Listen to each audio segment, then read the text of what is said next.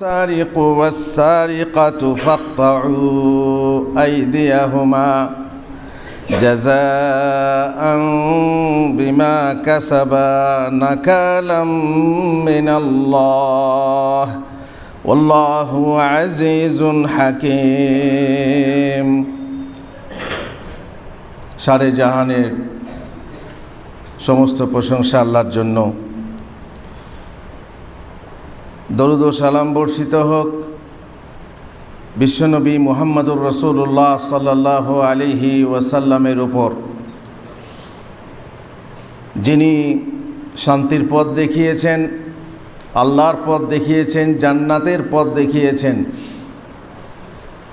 যিনি সমাজে শান্তি শৃঙ্খলা কিভাবে বজায় রাখা যায় তার ব্যবস্থা তিনি দিয়ে গেছেন আল্লাহর পক্ষ থেকে।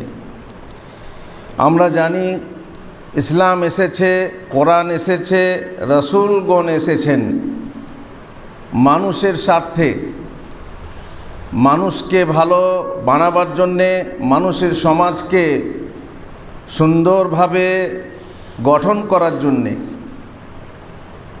মানুষের 5টা বিষয়কে রক্ষণাবেক্ষণ করার জন্যে নবী রাসূল এসেছেন, কোরআন এসেছে। আল্লাহ তাআলা মানুষের স্বার্থ রক্ষা করেছেন। সেই মানুষের স্বার্থ কি কি? 5টি বিষয়: মানুষের জান, মানুষের ঈমান, মানুষের জ্ঞান, মানুষের ধন আর মানুষের মান। এই 5টা বিষয়কে রক্ষা করার জন্যে ইসলামের আগমন হয়েছে মানুষের স্বার্থে। কিসে মানুষের মান রক্ষা হবে, কিসে মানুষের ধন রক্ষা হবে, কিসে মানুষের জ্ঞান রক্ষা হবে, কিসে মানুষের ঈমান রক্ষা হবে এবং কিসে মানুষের জান রক্ষা হবে। এমনই একটা বিষয়, এতগুলো বিষয়ের মধ্যে একটা বিষয় যে কিসে মানুষের ধন রক্ষা হবে এবং কিসে মানুষের মান রক্ষা হবে। সেটা এমন একটা কাজ, এমন একটা সামাজিক অপরাধ, এমন সমাজ বিরোধীদের কাজ, সেটা হচ্ছে চুরি করা, চোরদের চুরি করা। এই চুরি বলা হয় মানুষের মাল যে জায়গায় রাখা উচিত ঠিক সেই জায়গা থেকে তার অজান্তে চুপিসারে ছুপে ছুপে বের করে নেওয়া, গ্রহণ করে নেওয়া বা নিয়ে নেওয়া, সেটাকে চুরি বলা হয়। এরই কাছাকাছি আছে ছিনতাই করা। ছিনতাই করা প্রকাশ্যে, দিবি তো দে না হে শুট, একেবারে জোরপূর্বক ছিনিয়ে নেওয়া, সেটা হচ্ছে ছিনতাই। আর একটা আছে হঠাৎ করে আচমকা এসে তার জানতে নিয়ে চলে যায়, আচমকা এসে ছিনিয়ে নিয়ে চলে যায়। এটা আরেকটা নাম আছে, কিন্তু বাংলায় কি বলে জানি না। আর একটা হচ্ছে তসরুফকারী। কোনো ব্যক্তি বা কোনো প্রতিষ্ঠান আপনাকে টাকার দায়িত্ব দিয়েছে, সেই টাকা থেকে ঘরের কাছে মরাই তো গুটি গুটি সরাই, এটা এক প্রকার চুরি। আর একটা হচ্ছে ডাকাতি, প্রকাশ্যে একেবারে অস্ত্র শস্ত্র নিয়ে জোরপূর্বক বলপূর্বক মেরে ধরে দে চাবি দে, দে আলমারি খোল, এ কর সে কর করে ডাকাতি করা, মানে জামাতবদ্ধভাবে এ হচ্ছে ডাকাতি করা। আজকে চুরি করার কথা বলবো। চুরি করা, চুরি করা মানে চুপে চুপে গিয়ে কেউ যেন দেখতে না পায়, এদিক ওদিক তাকিয়ে ঠুস করে নিয়ে পকেটে ভরে নেওয়া অথবা নিজে কোনো জায়গায় সরিয়ে রাখা। কিছু মানুষ আছে যারা অর্থ উপার্জন করতে চায় না, গড়িমসি করে, আলিস। এরা পরের জিনিসে লোভ করে, তার চোখের আড়ালে অজান্তে সেই হেফাজতে রাখা জিনিস নিয়ে চম্পট দেয়, যা লোকে যত্ন করে রাখে, চাবি লাগিয়ে রাখে বা বন্ধ করে রাখে। লোকের মেহনত বলে কামানো, মেহনত বলে কামানো জিনিসে তাদের চোখ যায় এবং তা চুরি করে নিজের পেট চালায় ও বিলাসিতা করে, মেহনত নিজে করবে না, পরের মেহনত করা ধন জমানো আছে সেখান থেকে সে চুরি করে খাবে। এমনকি সংসারের ছোটোখাটো জিনিস চুরি করার ফলে ছিঁচকে চোর বলা হয় কিছু চোরকে, ছিঁচকে চোর। সেই চোর ও চৌর্যবৃত্তিতে আস্তে আস্তে পাকা চোর হয়ে ওঠে। অনেক সময় মা বাবারা ছেলেকে চোর বানায়, মা বাবাদের দোষে তাদের সন্তান ছেলে মেয়ে চোর হয়। সামান্য কারণে দেখবেন যে হ্যাঁ নিচ্ছে বলছে না কিছু, বাপের নিচ্ছে বলছে না কিছু, তারপরে চাচার নিচ্ছে বলছে না কিছু, তারপরে খালার নিচ্ছে বলছে না কিছু। এইভাবে বলতে বলতে হতে হতে আতি চোর পাতি চোর হতে হতে সিন্ধের চোর, বড় চোর হয়ে যায়। আরে মাছ কোথায় ধরে আনলি বাবা? ওই গো হাজির সাহেবদের পুকুরে দানা ফেলেছিলাম, ধরলাম। বাস খুব ভালো করেছিস বাবা, আমি ভাবছিলাম মৌলবীর পালি আছে কি করে তরকারি দেবো, তরকারি কিছু নেই, ভালো করেছিস, মাছ নিয়ে আয়। ছেলেকে প্রশ্রয় দিয়ে সেই মাছ কেন চুরি করলি তা নয়, কার কাছ থেকে চুরি করলি তা নয়, মৌলবী সাহেবকে পালি খাওয়াতে হবে। দিয়ে মাছ রান্না করে মৌলবী সাহেবকে পালি দেওয়া হলো। কারো গাছ থেকে ফল পেড়ে এনেছে, কারো জমি থেকে ফসল তুলে এনেছে, মা কিংবা বাবা তাকে উৎসাহিত করেছে, কোথা থেকে আনলি রে, আর দুটো নিয়ে আসগা, এই তো হবে নাকি, এতগুলো আছে, দুটো ফল নিয়ে এলে আরও নিয়ে আসগা। এইভাবে তার ছেলেকে মা চোর বানায়, যেহেতু সে মা জানে না যে এটা চুরি বা এটা পরের মাল বিনা অনুমতিতে নিলে চুরি করা হয়, মা চোর বানায়। এভাবে আম চুরি, তাল চুরি, কলা চুরি, পেঁপে চুরি, গোস্তশালা ও রান্নাশালায় গোস্ত চুরি। এবার কোথায় হয়? আমরা সমাজে জানি বিয়ের ভোজে বা অন্য কোনো ভোজে দেখবেন কোনো সময় দেখবেন গোস্ত চুরি হচ্ছে, রান্নাশালায় গোস্ত চুরি হচ্ছে, পাকা রান্না করা গোস্ত চুরি হচ্ছে। পরের পুকুরের মাছ চুরি, মাঠের ফসল চুরি, খামারের ধান চুরি, খড় চুরি, ছাগল গরু চুরি, থালাবাটি চুরি, মেয়েদের টাকা পয়সা অলংকার চুরি, এবং এইভাবে সকল প্রকার চুরি রপ্ত হয়ে যায়। চোর হারামখোরদের রপ্তে হয়ে যায়, তারা করে। চোর হাতের সাফাই এত বেশি যে, তাদের হাতের সাফাই এত বেশি যে জাগ্রত অবস্থাতেও মানুষের পকেট থেকে টাকা চুরি করে নিতে পারে চোররা। বাসে, ট্রেনে বা কোনো ভিড়ের জায়গায় একটু বেখেয়াল হলেই হলো, তাহলে আপনার পকেট থেকে না হয় ব্যাগ থেকে টাকা চুরি হলো বলে বাসে লেখা থাকে না, পকেট মার হতে সাবধান, পকেট মার হতে সাবধান, পকেট মেরে নেবে আপনার, আর পকেট খালি হয়ে যাবে। এমনকি পৃথিবীর সর্বোত্তম স্থান মক্কা মুকাররমায় অবস্থিত কাবা গৃহ, আল্লাহ আকবার, সেই কাবা গৃহে তওয়াফকালে অতি মাহাত্ম্যপূর্ণ ইবাদত হজ উমরাহ করাকালে যখন হাজি সাহেবানদের মন একান্তভাবে আল্লাহ অভিমুখী হয়, আল্লাহর প্রতি কালো ঘর দেখে আল্লাহর দিকে মন গদগদ হয়, কিছুই খেয়াল থাকে না, পকেটের খেয়াল থাকে না, আমার কোথায় কি আছে খেয়াল থাকে না, একমাত্র আল্লাহ ক্ষমা চাই, আল্লাহ তোমার কাছে ক্ষমা চাই, তখনও পৃথিবীর সর্বাধম পকেট মার, সব থেকে বড় অধম পকেট মার হাজির পকেট মারার জন্য তৎপর থাকে। তার টাকা বের করে নেয়, তার পাসপোর্ট বের করে নেয়, অনেক হাজিকে বেহাল ও নাজেহাল করে ছাড়ে। আল্লাহুল মুস্তাআন। কোনো হাজি একবারে নিঃস্ব হয়ে যায়, কোনো হাজি তাদের অসাবধানতার কারণে। মানলাম তার সেখানে আবেগ আছে, কিন্তু আবেগ এমন করলে বিবেক হারিয়ে দিলে হবে না, আবেগের জায়গায় বিবেক হারিয়ে দিলে চলবে না। তোমার আবেগ থাক, কিন্তু আবেগের লাগাম থাকতে হবে। সেখানে গেছো গদগদ, ঠিক আছে ভক্তি তোমার, কিন্তু এমন যেন না হয় যে তোমার সর্বস্ব লুট হয়ে যায়। সুতরাং সাবধান। মাদ্রাসার মাল চুরি, তালেবে ইলমের মাল চুরি, তালেবে ইলম সে বেচারি অল্প স্বল্প পয়সা নিয়ে কোথাও রেখেছে, ব্যাগে রেখেছে, বাক্সে রেখেছে, পকেটে রেখেছে, সেখান থেকেও হতভাগা চোর আছে, বাইরে থেকে কিংবা ভিতর থেকে, বাইরে থেকে আসে অথবা ভিতর থেকে আসে, তালেবে ইলম যে টাকা চুরি করে, জি হ্যাঁ, মৌলী সাহেবদের টাকা চুরি করে, মাদানী সাহেবদের টাকা চুরি করে, ফল চুরি করে, কলা চুরি করে, বই চুরি করে। আলেমও চোর আছে, তালেব ইলমও চোর আছে। সাধারণ মানুষ আলেমকে সম্মান দেয় এইভাবে, আলেমের চুরি করে আলেমদেরকে সম্মান দেয়। আসলে গরু পীর মানে না, পীর মানে না গরুতে, পীর মানে না গরুতে। তো গরুতে পীর মানবে না, ও কার দেখবে না, সে চুরি করে তাকে খেতে হবে, সে খাবে। ভাবতে অবাক লাগে সেই হীন চোরের কথা শুনে, যে মসজিদের ভিতর থেকে মসজিদের আসবাবপত্র চুরি করে নিয়ে যায়। আউযু বিল্লাহি মিন যালিক। মসজিদের জিনিসও চুরি করে নিয়ে যায়। কত হীন ও দুঃসাহসিক সেই চোর, যে কবর খুঁড়ে লাশের গায়ে যে একটা নতুন কাপড় থাকে সেটাও তার দরকার। লা হাওলা ওয়ালা কুওয়াতা ইল্লা বিল্লাহ। ভয়ে কবরস্থানে যেতে চায় না, ও কবর খুঁড়ে লাশের গায়ে কাপড়টাকে নিয়ে, জানি না নিজের তার ভয় কিসের? চোরের আবার ভয় আছে নাকি? গরুর আবার ভয় আছে নাকি? ইমানহীন মানুষ।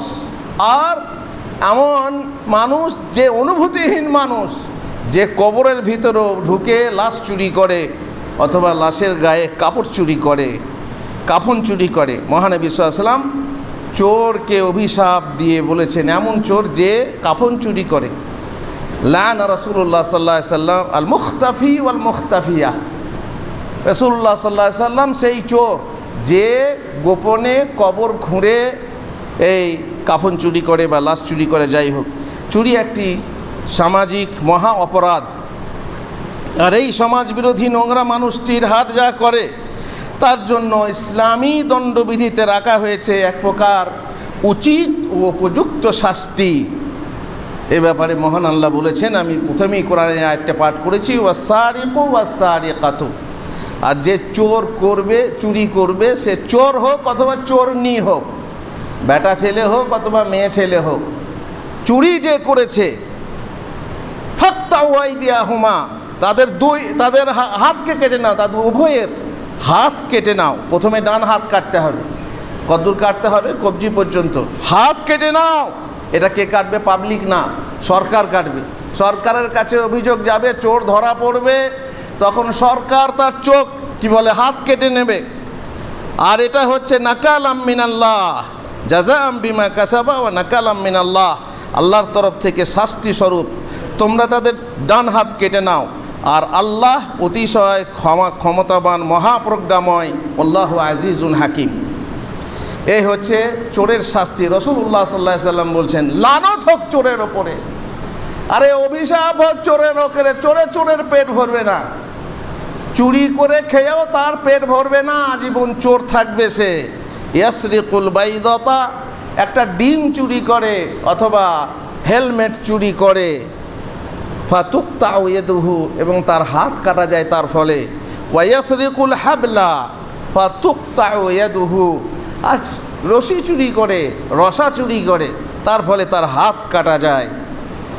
এই হচ্ছে শাস্তির বিধান, যে চুরি ধরা পড়লে, চোরকে সাব্যস্ত করা হলে তার হাত কাটবে সরকার। এই শ্রেণীর অপরাধী যখন অপরাধ করে তখন সে মোমেন থাকে না।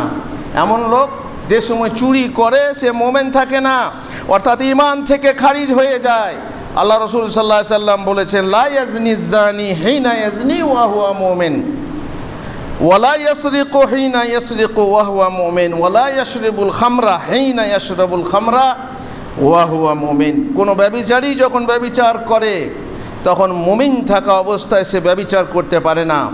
কোনো চোর যখন চুরি করে তখন মুমিন থাকা অবস্থায় সে চুরি করতে পারে না। এবং কোনো মদ্যপায়ী যখন মদ্যপান করে তখন সে মুমিন থাকা অবস্থায় মদ্যপান করতে পারে না। আর যে মক্কায় হাজিদের সামান চুরি করে, এটা হাজিদের সামান চুরি করার কথা বলছিলাম, পকেট মারার কথা বলছিলাম। চুরিও সে যুগে ছিল, আর এই যুগেও আছে, যে হাজি সাহেবদের সামান চুরি করে, হাজি সাহেবদের মাল লুট করে। এমন চোর যে মহানবী সাল্লাল্লাহু আলাইহি ওয়াসাল্লাম বলেছেন, রাআইতু ফিহা সাহিবাল মেহজান রাআইতু ফিল নার, আমি জাহান্নামে দেখলাম সেই লাঠিওয়ালাকে, তার মাথা বাঁকানো লাঠিওয়ালা, কিংবা এইভাবে আঁকুশিওয়ালা লাঠিওয়ালা, যে লাঠি ছেঁচড়ে নিয়ে যেত এবং সেটা দিয়ে হাজিদের সামান চুরি করত। তারপরে আমি দেখলাম তাকে ইয়াজুররু কুসবাহু ফিন্নার, সে তার নারী ভুঁড়িকে জাহান্নামে টেনে নিয়ে বেড়াচ্ছে। কানা ইয়াসরিকুল হাজ্জা বিমিহজানিহি, সে তার কি অপরাধ ছিল যে তার ওই লাঠি দিয়ে হাজিদের সামান চুরি করত, লাঠির ওই বাঁক দিয়ে সামান টেনে নিত, অতঃপর কেউ তার টের পেলে ও লেগে গেছে গো, আমি আসলে চুরি করবো কেন, লেগে গেছে লাঠিতে, মানে ওজোর দিয়ে বেঁচে যেত। আর যদি না দেখতে পেত, বেচারি হাজি দেখতে পেত না, নিয়ে চলে গেল, তো বাস ওয়াইন গাফেলা ওয়াইন গোফেলা আনহু যাহাবা বিহি। আর যদি হাজি উদাসীন থাকতো তাহলে টের না পেলে সামানটি নিয়ে চলে যেত চুরি করে। এ হচ্ছে বাহানা বানিয়ে চুরি করা। ধরা পড়লে বাহানা, না না না আমার ইচ্ছা ছিল না, আমার এরকম হয়ে গেছে, বাহানা বানিয়ে চুরি করা হয়, সরিয়ে রেখে পরে চুরি করা হয়। এখন চুরি করলো না, মালটা দেখলো, দেখে এক জায়গায় সরিয়ে দিল। কত রকমের চোর আছে। সাফাই কাজ করছে, সাফাই কাজ করার সময়ে ঘড়ি দেখতে পেলো একটা, সেই ঘড়িটা ঝোড়ে লুকিয়ে দিল, পরদিন নিয়ে গেল। হোটেলে সাফাই কাজ করছে, একজন মোবাইল ফেলে গেছে খেতে খেতে, তার করলো কি দস্তরখান, যেটা সুফরা বলে, যেটা কি বলে জানি না, যে বিছিয়ে খাওয়া হয়, সেই কাগজটা, সেই পেপারটার ভিতরে মোবাইলটা গুটিয়ে দিয়ে এক জায়গায় ফেলে দিল, পরে নেবে। এছাড়া কি মানে বাই চান্স সরাসরি ধরা পড়ে যায়, তার মানে পরে সে সেটাকে বের করে নেয়। এইভাবে লুকিয়ে চুরি করার অভ্যেস অনেকের আছে, বাহানো বানিয়ে। আল্লাহ তাআলা আমাদেরকে রক্ষা করুন প্রত্যেক চোর ও চুরি হতে, প্রত্যেক চোর ও চুরি হতে। কত মেহনত করে, কত না খেয়ে, কত কৃপণতা করে মাল জুগিয়ে যদি পরে মেরে নিয়ে চলে যায়, তাহলে সত্যি আফসোসের কথা, এর জন্য লানত তো আসবেই। আর কত যে কষ্ট হবে মানুষের, যে জড়ো করা ধন, জমা করা ধন, কেউ হয়তো মেয়ের বিয়ে দেবে তার জন্য রেখেছে, কেউ হয়তো হজ করবে তার জন্য রেখেছে, কিংবা কেউ হয়তো তার আরও কিছু অসুখ দেখাবে, চিকিৎসা করাবে তার জন্য রেখেছে। আর চোর বাবু এসে চুপি সারে নিয়ে চলে গেল, তার জন্যে আল্লাহর লানত অবশ্যই। আপনারা সবাই বলবেন আল্লাহুম্মা আমিন। বারাকাল্লাহু লি ওয়া লাকুম ফিল কোরআনিল আযীম, নাফা'নি ওয়া ইয়্যাকুম বিল আয়াতি ওয়া যিকরিল হাকীম। ইন্নাহু তাআলা জাওয়াদুন কারীমুম মালিকুম বাররুর রাউফুর রহিম।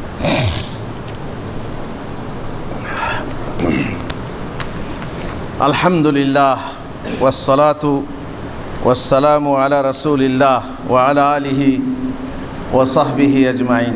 চুরির জগতে চুরির নানা ধরন রয়েছে। ডাক বিভাগের কোনো কর্মচারী বা অন্য কারো চেক বা ড্রাফট চুরি আমরা শুনেছি, যদিও আস্তে আস্তে কমে যাচ্ছে এটা। অর্থ ব্যয় করে যাদেরকে রক্ষক বানানো হয়, তারাই ভক্ষক হয়ে জনসাধারণের মাল চুরি করে, জনগণের টাকা চুরি করে, সরকারি কারেন্ট চুরি করে, সরকারি কোম্পানি কা মাল দাঁড়িয়ে মে ডাল। ট্রেনের টিকিট কাটছে না, জিজ্ঞাসা করা হলো সরকার চাকরি দিচ্ছে না তো টিকিট কাটবো কেন?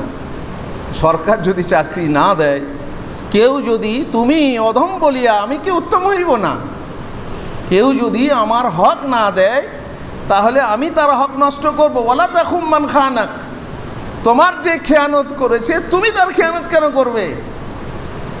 স্বামী হয়ে যদি তোমার হক না দেয়, স্ত্রী হয়ে তুমি কেন চুরি করবে? বলে ও আমাকে দেয় না কেন আমি চুরি করব?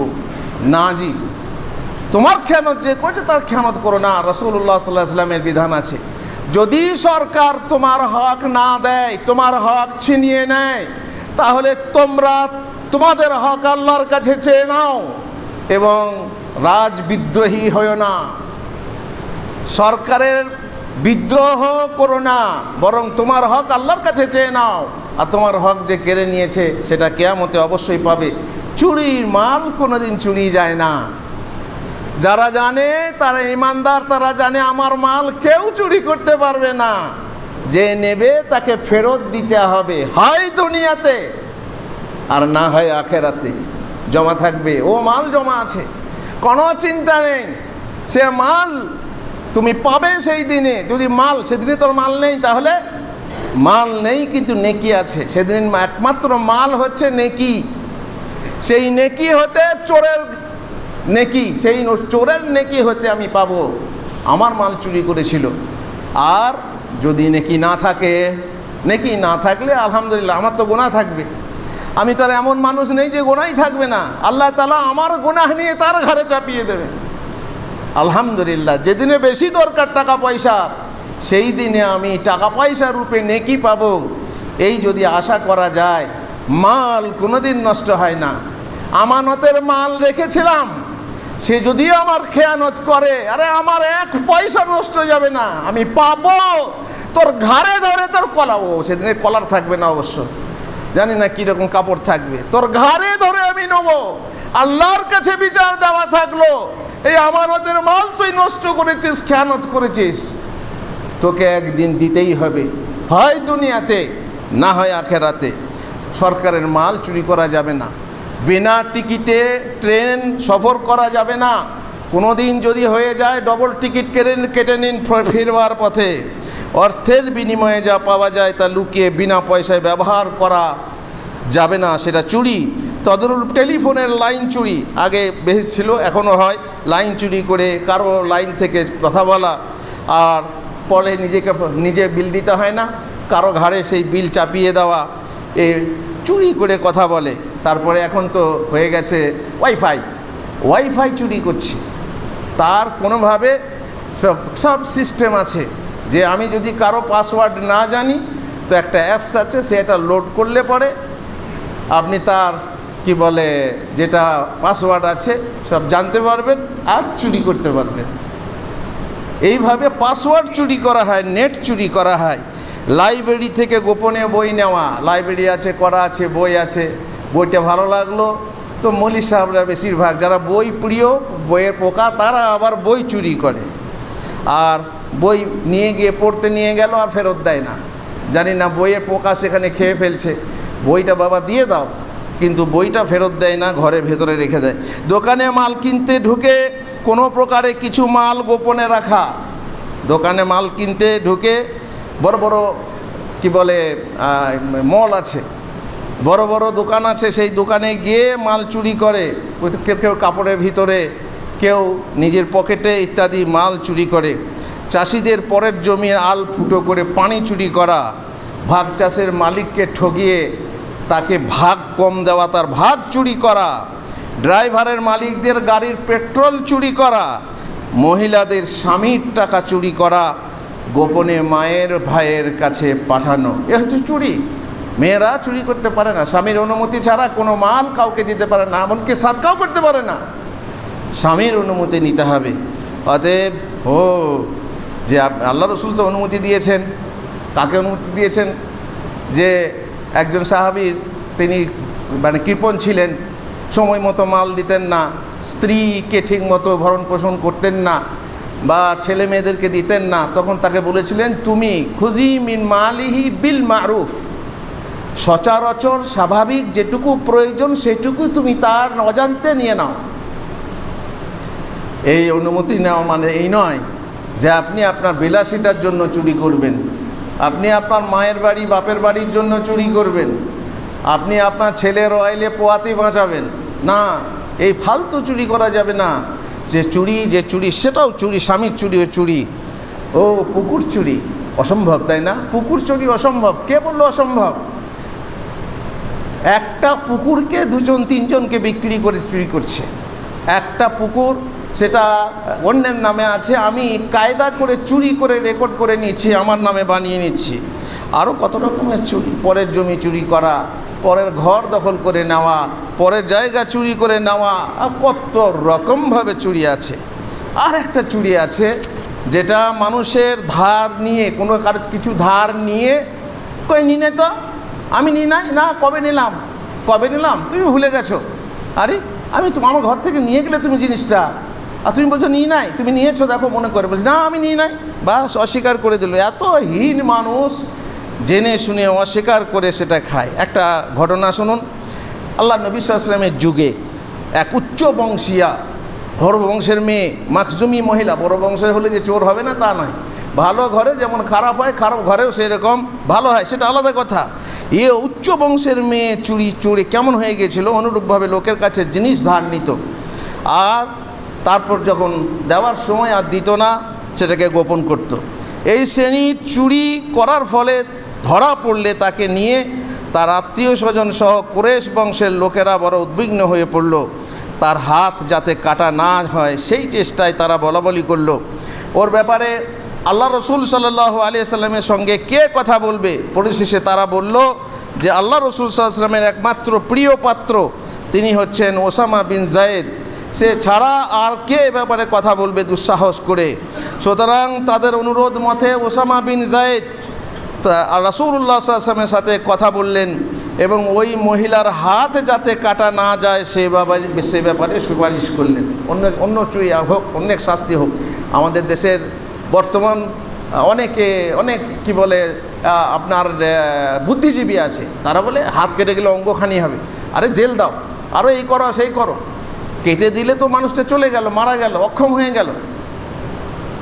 ওসামা বিন জায়েদ যখন বললেন অন্য শাস্তি হয়তো হোক, কিন্তু যেন হাতটা না কাটা যায়। ইয়া রাসূলুল্লাহ, আল্লাহ রসুল সাল্লাল্লাহু আলাইহি সাল্লাম তিনি রাগান্বিত হয়ে বললেন, আতাশফাউ ফি হাদ্দিন মিন হুদুদিল্লাহ, এই ওসামা তুমি কি আল্লাহর দণ্ডবিধি সমূহের এক দণ্ডবিধি কায়েম না করার ব্যাপারে সুপারিশ করছো? অতঃপর তিনি দণ্ডায়মান হয়ে ভাষণে বললেন, তোমাদের পূর্ববর্তী উম্মতরা এজন্যই ধ্বংস হয়েছিল যে তাদের মধ্যে কোনো উচ্চবংশীয় বা ধনী লোক চুরি করলে তাকে দণ্ড না দিয়ে, শাস্তি না দিয়ে ছেড়ে দেওয়া হতো, আর কোনো নিম্নবংশীয় গরিব মানুষ, দুর্বল মানুষ যদি চুরি করত তাহলে তারা তাদের উপরে দণ্ডবিধি প্রয়োগ করত। পক্ষান্তরে আল্লাহর শপথ, ওয়াইমুল্লাহ লাউ আন্না ফাতিমাতা বিনতে মুহাম্মদ লাউ আন্না ফাতিমাতা বিনতে মুহাম্মাদিন সারাকাত লা কাতাতু ইয়াদাহা, মুহাম্মাদের কন্যা ফাতেমা যদি চুরি করত। তুমি কার কথা বলছো? কোন মেয়ের কথা বলছো? রে আমার মেয়ে যদি চুরি করত তাহলে আমি তারও হাত কেটে ফেলতাম, ফাতেমার হাতও আমি কেটে ফেলতাম। তুমি কার কথা বলছো? এ হচ্ছে ইসলামী শাস্তি। অতএব এটাও এক প্রকার চুরি, কারো মাল নিয়ে অস্বীকার করে দেওয়া, সেটাও এক প্রকার চুরি। আর অনুরূপভাবে কোনো জিনিস আমানত রেখে অস্বীকার করা, এইসব বহু রকমের চুরি আছে আমাদের সমাজে। আল্লাহ আমাদেরকে রক্ষা করুন। আল্লাহুম্মা আমিন। আল্লাহুম্মা সাল্লি আলা মুহাম্মদ ওয়া আলা আলি মুহাম্মদ কামা